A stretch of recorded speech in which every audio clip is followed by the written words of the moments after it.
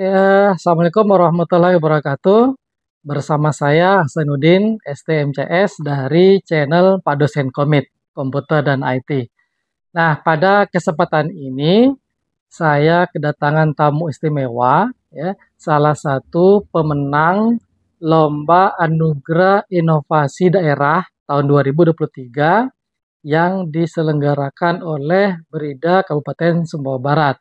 Nah, beliau ini adalah Bapak Sudirman SPD MPD, ya, Kepala Sekolah di SD Negeri Labuan Lalar. Assalamualaikum Pak Sudirman. Waalaikumsalam.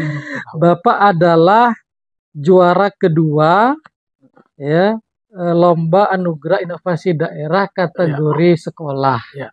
Nah, kita ingin berbagi inspirasi maupun berbagi inovasi nih Pak untuk penonton sahabat Pak Dosen. Iya. Nah, pertama setelah menjadi juara, apa kira-kira arti pentingnya hasil ini bagi Bapak sebagai kepala sekolah mungkin, dan bagi sekolah di SD Negeri Labuan Lalar? Baik, terima kasih. Sebenarnya ini inovasi itu dia hadir bagi saya di dalam saya melakukan tugas dan kewajiban saya sebagai kepala sekolah itu disesuaikan dengan tempat dan kondisi di mana saya bertugas, Pak.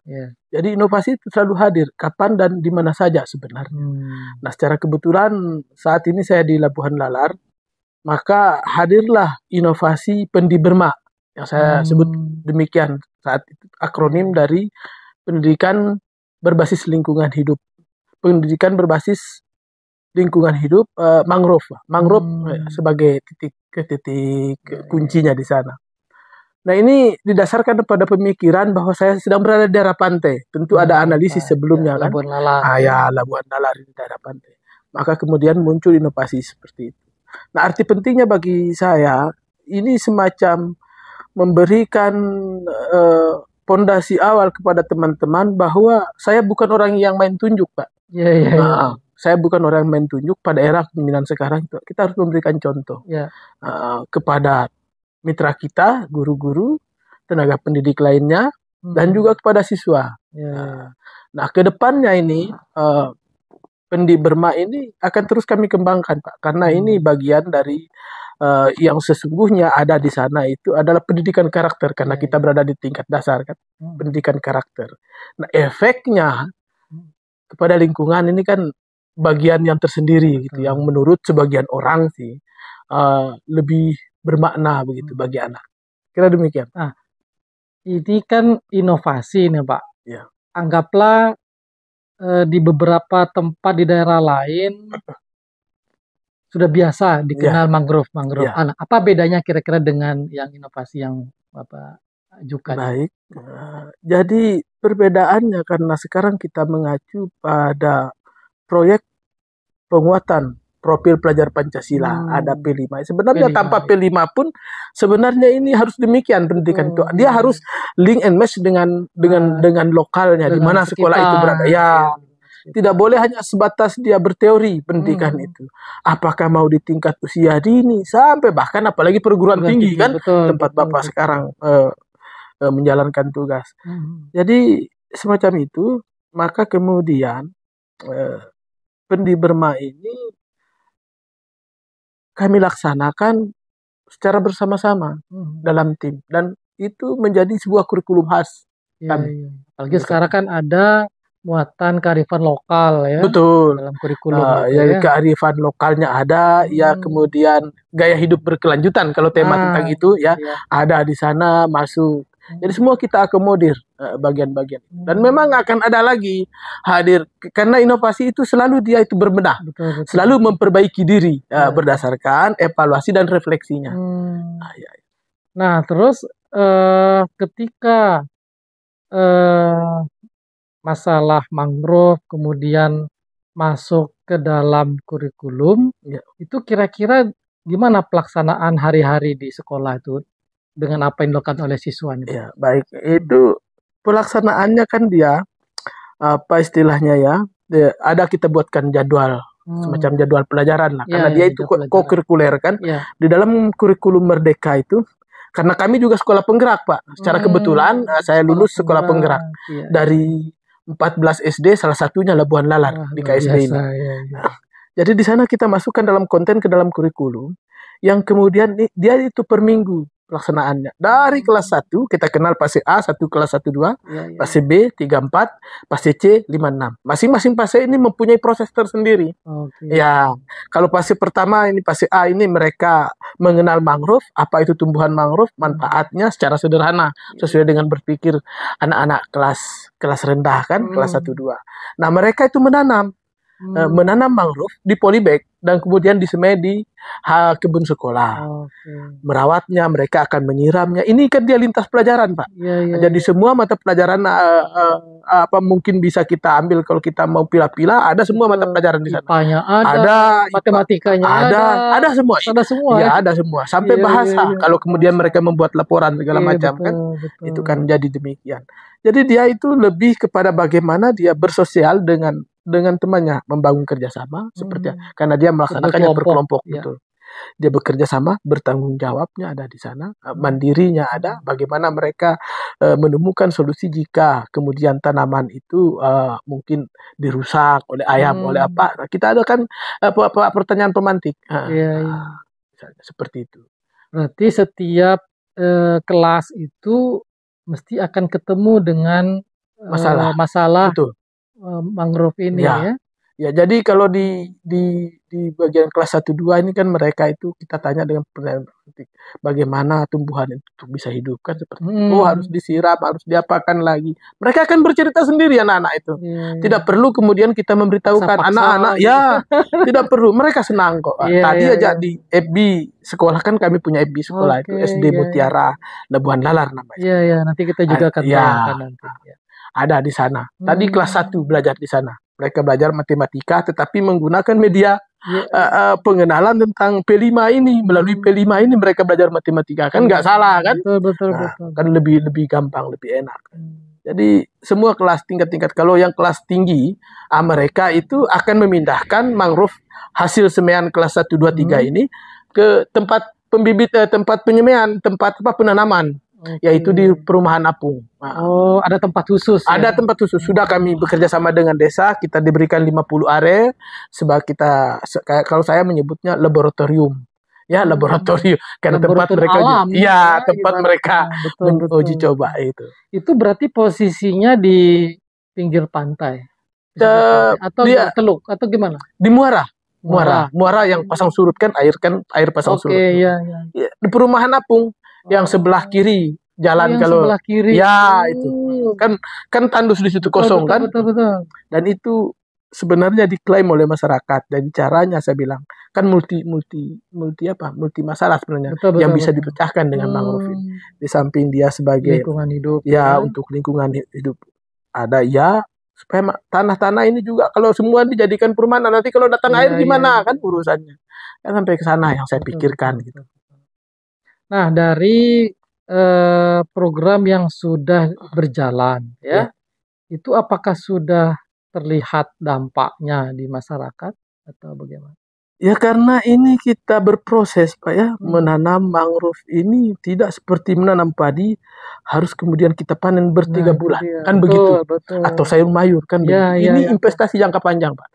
Investasi jangka panjang dan bagi orang lain mungkin dilihat saya kayak tanda kutip kami seperti orang gila. Nanam.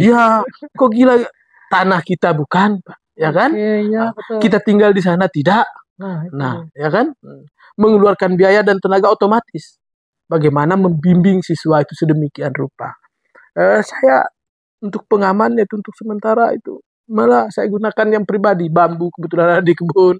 Saya datang potong. Itu masalahnya, artinya ketika anggaplah tanah bukan tanah kita, kemudian kita harus belum bibitnya dan segala macam. Ya kan? Itu support dari pemerintah daerah atau pihak terkait? Untuk ke pemerintah desa karena saya mencoba masuk melalui desa kan sebagai pemilik wilayah itu. Alhamdulillah kami diberikan tanah, bahkan mungkin bisa hektar, kita dikasih 1 hektar mungkin bisa dikasih. Hanya saja saya bilang tolong dibatasi ya 50 are lah dulu. Sebagai proyek lah gitu kan, sebagai proyek anak jalan dulu ya, gitu ya. nanti Bapak akan lihat perkembangannya. Karena saya tidak bisa janji. Ini kan kita harus kerjasama, kita yang harus kuat. Masyarakat pada umumnya mereka itu ya boleh kita bilang sebelum-sebelumnya wallahu alam, sekarang karena saya tidak ada orang yang melakukan wawancara dengan masyarakat kan tentang betul. Kalau saya bilang oh saya hebat kan aneh Pak kan. Nah, ya kan. Tetapi masyarakat senang kok. Bukti senangnya ya mereka mendukung. Anak-anaknya dibiarkan untuk ikut. Saya sampaikan ini program sekolah dan ada rapotnya itu nanti. Kan P5 harus ada rapotnya, ya, Pak. Betul, ada nilainya. Ada nilainya, nilai karakternya betul. Akan muncul di sana. Saya bilang wajib. Guru harus mampu melaksanakan. Semua guru wajib.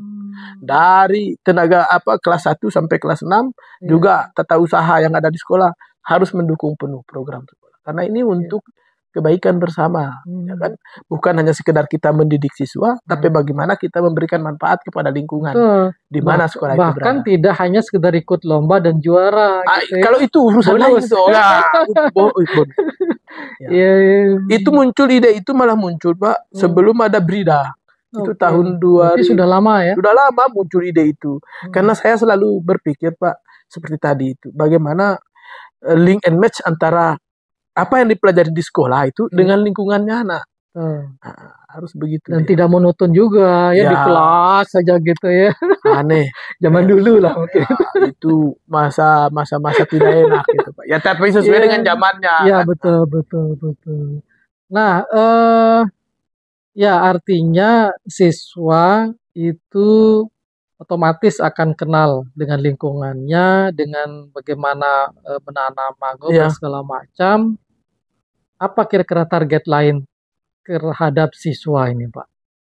Untuk di masa depan. Ya, saya sangat berharap sekali karena jendela untuk merubah perilaku manusia itu pendidikan, Pak ya. Nah, jadi itulah terlepas nanti apakah mereka akan menjadi manusia yang produktif atau seperti apa akan bukan urusan kita lagi di masa mendatang. Masa-masa. Harapan saya itu dari 360 siswa mesti ada nanti di antara mereka yang akan jadi pemerhati lingkungan. Pasti itu. Pasti ada. Karena karena pendidikan ini tidak hanya sekali begitu. Ini akan tetap ada di dalam kurikulum. Selama kurikulum itu berlaku, kan begitu. Nah, satu sisi, kedua kebijakan saya sebagai pimpinan sekolah bersama teman berkomitmen untuk itu. Memang yang susah itu komitmen. Paling susah itu. Saya kadang-kadang pulang itu merasa buat apa? Kadang-kadang saya buat apa sih saya capek-capek memikirkan daerah lain. Tetapi selalu ada semangat. Nah, bagaimana anak didik saya? Apakah nanti bisa saya sukses mengantar mereka sebagaimana yang saya harapkan menjadi orang yang baik gitu? Atau tidak? Kan itu jadi pertanyaan lagi. Kalau sekedar untuk istilahnya menjalankan profesi guru itu sekedar pergi mengajar, mengajar, habis mengajar sudah selesai tanggung jawab. Ya susah Pak. Kita berhadapan dengan masa atau zaman yang seperti sekarang. Nah, untuk misalnya sekolah-sekolah lain yang kemungkinan juga berada pada posisi yang sama nih di daerah pesisir lah gitu ya. Ada rencana untuk ini kemudian diseringkan ke mereka biar untuk bisa mengikuti jejak. Memang awalnya ini kurikulum ini kita cetuskan itu bersama Pak di dalam komunitas yang saya bangun itu komunitas sekolah pesisir. Ada 11-12 sekolah di Kabupaten Sumbawa Barat. Ada jadi awal sekali itu Labuhan Lalar sendiri masukkan ke dinas gitu proposal untuk menyusun kurikulum buatan lokal dulu namanya, bukan P5 karena belum ada kurikulum merdeka kan. Saya ajukan itu di Juli 2021 itu. Saya ingat sekali.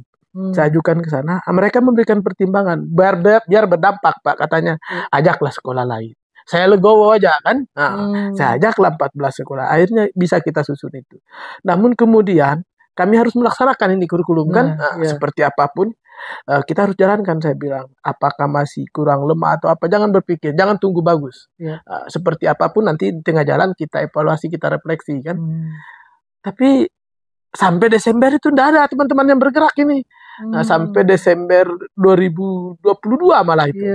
Karena di Juli September 2022 kita susun proposalnya, susun kurikulumnya, belum ada yang bergerak. Akhirnya saya ambil inisiatif. Dan saya juga sudah menghubungi dinas. Saya coba untuk bagaimana melakukan terobosan. Karena kita bingung, Pak. Mangrove seperti apa? Kita kan bukan orang pantai. Nah, itu. Ya kan? Nah, kita tidak tahu sama sekali. Blank sekali ini. Cuma kita belajar, oh ini dari teori. Sebatas teori. Maka kemudian kami libatkan Pak Rinto Basuki namanya, yang penyuluh pertanian itu, perikanan. Beliau yang menjadi narasumber kami, yang saya libatkan kemitraan. Luar biasa beliau itu. Membimbing teman-teman guru, membimbing anak-anak di dalam IHT, kami namakan IHT saat pertama itu. Yang kemudian 2-3 pertemuan kalau nggak salah sama beliau. Dan beliau itu tanpa bayaran, Pak. Itu tempat luar biasanya beliau. Kita kasih pun uang nggak mau beliau. Akhirnya bisa jalan seperti sekarang. Nah, sudah berjalan hingga saat ini, kemudian sudah mulai dikenal oleh masyarakat, dan ada kemungkinan nanti akan kita imbaskan, pasti akan diimbaskan atau direplikasi ke sekolah lain. Ya, Pak. Bahkan Jelengah sudah mulai datang. SD Jelengah sudah mulai. Kita akan support bibit mereka untuk awalnya itu. Karena saya bilang harus uji coba dulu. Betul. Ya, supaya kita ketahui apa kelemahannya, apa ancamannya ketika ditanam di Jelengah. Apakah hewan ternak seperti kami atau apa? Ya kan? Asal tanam saja. Jangan mulai tapi kita tidak ada uji coba. Ini kami uji coba juga, Pak. Pertamanya Desember itu, Januari itu bibit jadi. Bibit yang sudah jadi di sekitar 30 buah itu langsung kita tanam bersama anak-anak. Kita lihat minggu pertama tidak ada kambing itu. Aman, dia tumbuh. Oh, saya pikirin kita akan jalan terus ini. Kita akan tanam sebanyak-banyak, lebih cepat sebenarnya kan. Tetapi masuk minggu kedua, tinggal puntungnya. Ternyata ini hamba terberat. Makanya sekarang ada bibit sekitar 700. Kalau Bapak sempat jalan-jalan ke sekolah kami, masih ada di persemaian sekolah itu 700 bibit yang belum kami turunkan karena kami terkendala dengan pengamannya bambu itu. Oke, berarti untuk nanti gambaran ya atau pertimbangan bagi sekolah-sekolah lain yang akan mungkin menerapkan hal yang sama seperti di SD Labuan Lalar. Itu kan ada beberapa hal tadi yang harus diperhatikan, kan? Hambatan-hambatannya, apakah ternak ada di sekeliling atau tidak, berarti harus diamankan. Gitu terus sampai ke sana. Kemudian kalau dari sisi ini ya Pak, cara nanam segala macam itu udah sulit ya? Oh, tidak masalah itu. Bisa. Anak-anak pun bisa. Makanya kalau lebih ke sana, sebenarnya di benak saya awalnya itu, Pak, kita hanya sekedar yang berat itu di pembibitan sebenarnya, bukan di pemeliharaan sebenarnya. Di lapangan itu. Karena di sana hantaman ombak tidak ada. Karena di daerah pasang air masuk kira-kira dari bibir pantai itu tidak sampai 1 kilo, ada 300 meter mungkin. Masuk ke muara kan. Di sana kan tidak ada hantaman ombak. Kalau yang ditanam langsung di pinggir pantai itu kan ada gelombang kan, dia akan harus kuat patok untuk penahannya. Dia kan macam-macam dipasang patok kalau kita lihat-lihat di tempat lain itu. Nah, ini tidak ada sama sekali. Cuma yang anunya itu ternak ternyata itu hambatan. Itu yang hambatan paling besarnya di sana. Berarti saat ini apa yang dilakukan dengan masalah ternak? Itu untuk sementara sudah saya komunikasikan dengan kepala desa. Ya, mudah-mudahan beliau ini di anggaran depannya ini di APBD perubahan betul menganggarkan tentang perdes itu. Tentang ternak tadi. Kalaupun tidak begitu, saya bilang sama Pak Kades itu, kalau bisa dihimbau lah dulu. Bagaimana supaya aman ini tanaman ini. Karena saya bilang sama beliau, dan memang fakta, Pak, ketika air masuk di sana itu kira-kira segini tinggi, ikan itu sudah banyak itu. Sampai di bawah rumah apung itu banyak ikan di sana. itu karena ada apa istilahnya, memang dia utamanya juga ikan ya, mencari Ya, makan kan. betul. Nah, apalagi kalau mangrove itu hadir, Nah, ya kan? dia akan betah di situ. Akan lebih banyak lagi, Iya, ya kan? iya, iya.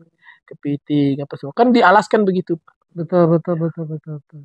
Artinya peluang ke depannya bagus ya Bagus. sebenarnya. Itu luar biasa, dan memang kalau dari segi, kalau kita bergerak katakanlah ekowisata, orang bilang kan ini katakanlah sebagai tujuan jangka Nah, panjang, ya kan? betul. Itu bisa jadi objek wisata Ya. ya, ekowisata Dan ya. malah luar biasa. Edu, Edu wisata. betul.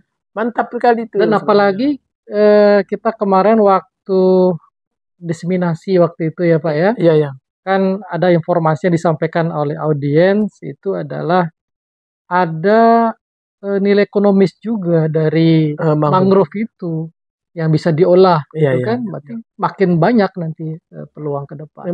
Memang saya melihatnya untuk saat ini Pak, kita belum menyadari itu, belum menyadari, belum memaknai itu sebagai kesadaran kolektif. Bagaimana kemudian kita itu menyandingkan diri sejajar dengan daerah lain. Nah, Kita lebih cenderung sekarang ini, ya mungkin ini yang dilakukan oleh Pak Bupati, luar biasa beliau itu dalam hal keberlanjutan apapun itu program beliau itu, kita terkonsentrasi pada tambang sana, ya kan? Kita belum bisa membuka pikiran kita bahwa dengan wisata itu mampu menarik juga mendatangkan pendapatan betul. yang luar biasa juga kalau Iya. memang kita betul-betul serius menyikapi. Mengelola. Dan kita harus mulai dari sekarang. Betul. Anak-anak ini kalau tidak kita mulai dari pendidikan sejak dini ya percuma Pak. Kalau mereka sudah dewasa baru kemudian kita latih, kita didik, ya alam sudah habis, sudah musnah kan. Jadi memang perlu peran serta dari berbagai pihak Betul. ya. Pihak tidak hanya pihak sekolah gitu ya, pemerintah desa Iya, juga, harus, ya, pemerintah daerah dan Iya. seterusnya ya. Harus itu.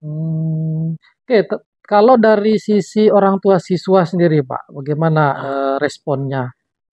Tahu anaknya sampai Iya. turun ke itu. Ya. Jadi mereka umumnya karena orang awam Pak ya. Ya. Ya ini kita bilang orang awam tanda kutip. Sebagian besar pendidikan masyarakat Labuan orang tua murid pada dasarnya itu SD SMP. Ya. SMA ya katakanlah 30%, yang perguruan tinggi itu yang saat menjadi orang tua sekarang ini hampir beberapa gelintir orang saja. Nah, tanggapan mereka karena saya ini bergerak bukan anak-anak besok kita tidak. Sebelum ini kami mulai, kami mengundang dulu komite orang tua. Kita sosialisasikan dulu programnya. Sudah tahu. Ya, supaya jangan dikira anak-anak itu pergi bermain. Atau kita suruh sekolah tapi kok diajak main lumpur, main apa sama gurunya, ya kan? Nah, itu. Dan yang kedua, masyarakat pesisir itu, khususnya di Labuan Lalar, mereka tidak terbiasa dengan yang seperti itu. Mereka mengenal bahwa laut tempat kami memancing, mencari ikan, itu satu-satunya pemahaman mereka. Jadi mau buang sampah di sana, mau rusak mangrove, memang mereka tidak mengatakan kita merusak, tetapi perilakunya begitu. Betul. Ya kan? Nah inilah kita tumbuhkan kesadaran itu.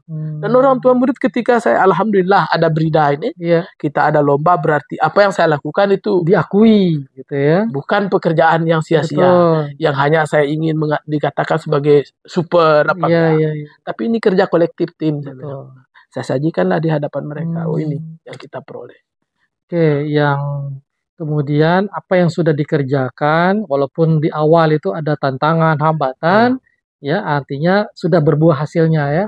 Alhamdulillah. Sudah diakui oleh pemerintah daerah bahwa ini suatu inovasi yang menang begitu ya, walaupun masih di peringkat kedua gitu ya. Kemudian otomatis nanti kita harapkan juga pemerintah daerah ya secara umum juga kan bisa mensupport. Ya, apalagi kita juga mungkin ada pihak swasta juga yang mungkin bisa mensupport gitu ya. Nah, kira-kira apa kira-kira harapan ke depan ini dengan inovasi ini nih? Apakah ada yang ingin dicapai gitu? Sebenarnya dengan adanya inovasi ini bagi saya itu mendatangkan kebanggaan tersendiri ketika bisa terimplementasi. Ya kan, terlepas dia gagal atau tidak itu kan bukan urusan. Yang paling penting bagi saya bagaimana kemudian praktik dari apa yang kita pelajari di buku-buku itu berjalan, ya, dan bisa kita laksanakan. ke depan dari hal ini memang kita membutuhkan kerjasama berbagai pihak, Iya. bagaimana Bapak katakan tadi, dan bahkan kami sudah libatkan Aman sebenarnya. Saya sudah masukkan proposal PT ke sana. Aman. Ya, cuman mungkin karena proses mungkin Ya. ya mereka berpikir tentang itu. Malumlah kalau orang ini selalu berpikir bagaimana untung rugi kan. Iya, iya, Kalau iya. saya tidak begitu, Pak. Betul, betul. Kita menjalankan ini murni sebagai pengabdian kita kepada dunia pendidikan. Ya. Kebetulan kami di sekolah dasar, jadi inilah yang bisa kita berikan kepada Betul. masyarakat Labuan Lalar Ya, secara terbatas kan. Betul. Pemikiran begitu. Dan kemudian kepada Dinas Pendidikan dan Kebudayaan memang tanda kutip untuk mampu kemudian sekolah ini bersinergi. Karena sekarang boleh kita katakan misalnya di dalam kota ini, Ya. sekolah itu maju karena kesadaran orang tua. Karena memang orang tua sudah sadar. Ya, Tapi apa tindakan guru untuk lebih meningkatkan grade ini? Itu kan belum terjadi, Pak. Betul, betul. Ya kan? Iya, Kalau misalnya sekolah A yang ada di dalam kota sama dengan sekolah B yang di dusun, Ya. kualitas gurunya, cara mengajar gurunya, akan percuma, Pak. Ya kan? Seharusnya kualitas mengajarnya guru A di sekolah A ini harus lebih baik sesuai dengan kondisi yang dihadapinya. Betul. Bukan karena kesadaran orang tua mengeleskan anaknya. Ya kan? Oh, anak saya juara ini. Bukan itu maksud saya. Iya. Dan itu memang yang kami rasakan di desa itu luar biasa tentang itu. Kalau dikatakan, oh belum ada prestasi akademik dari SD Labuan Lalar. Ya, karena latar belakang orang tua tadi. Betul. Andai kata orang tua berlatar belakang seperti sini, ya, lain cerita, Pak.